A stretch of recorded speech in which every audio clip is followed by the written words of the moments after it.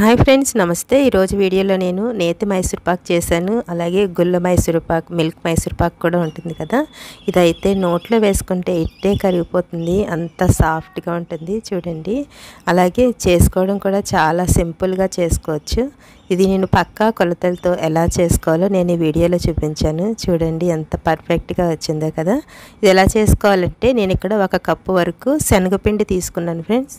శనగపప్పుని మనం మిల్లాడించుకుంటే మనకి మైసూర్ పాక్ అనేది చాలా బాగా వస్తుంది. దీన్ని ఒకసారి జల్లెడ పట్టిన తర్వాత ఒకసారి ప్యాన్లో వేసుకుని లో ఫ్లేమ్లో పెట్టుకుని ఒక 2 నుంచి 3 నిమిషాలు ఇలాగ ఫ్రై చేసుకోండి. ఇది మంచిగా వాసన వస్తుంది. 2-3 నిమిషాల తర్వాత దీన్ని ఒక ప్లేట్లోకి తీసేసుకోవచ్చు.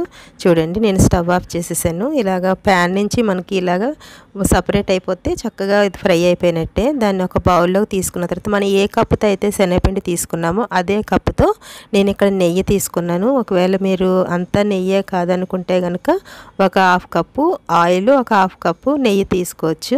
ఇక్కడ నేను నేతి మైసూర్ పాక్ చేస్తున్నాను కదా, అందుకని చెప్పి నేను ఇక్కడ 1 కప్పు వరకు తీసుకున్నాను. మన గుల్ల మైసూర్ పాకానికి అయితే 2 కప్పులు తీసుకోవాలి.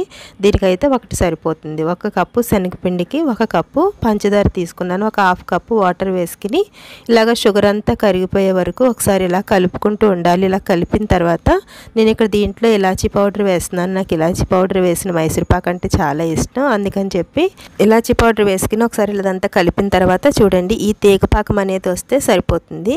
ఇప్పుడు మనం కలిపి పెట్టుకున్న శనగపిండి ఉంది కదా, నెయ్యిలో కలిపి పెట్టాం కదా, చూడండి ఉండలేమీ లేకుండా మంచిగా ఇలా కలుపుకోవాలి. ఇప్పుడు దీని అంతటిని ఇలాగా షుగర్ పాకంలో వేసేసుకోవాలి.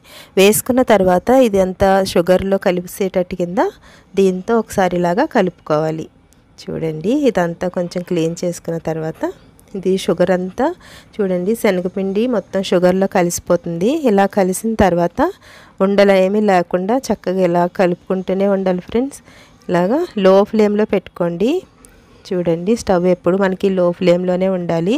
ఇలా అయిన తర్వాత శనగపిండి కన్సిస్టెన్సీ వచ్చిన తర్వాత మనం నెయ్యి కొంచెం ఉంచుకున్నాం కదా, ఒక 1/2 కప్పు వరకు, దాన్ని కొంచెం ఇలా వేసుకుంటూ కలుపుకోవాలి. ఈ నెయ్యి అంతా శనగపిండి అబ్జర్వ్ చేసేసుకుంటుంది.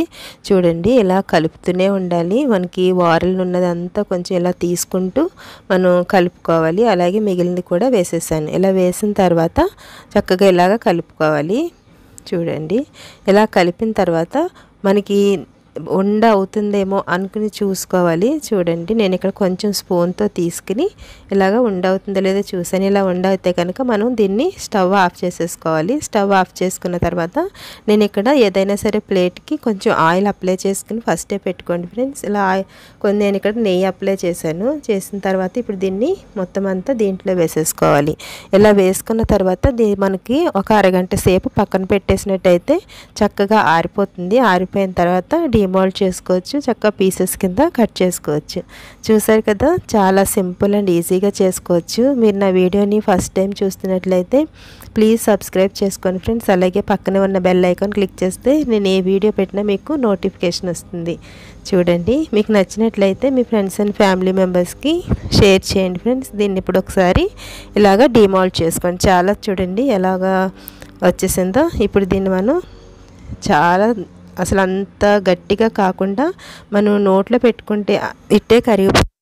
చాలా సాఫ్ట్ మైసూర్ పాక్ ఇది. ఒకసారి మీరు కూడా ట్రై చేయండి. మీకు ఎలా వచ్చిందో నా కామెంట్ బాక్స్లో కామెంట్ చేయండి ఫ్రెండ్స్.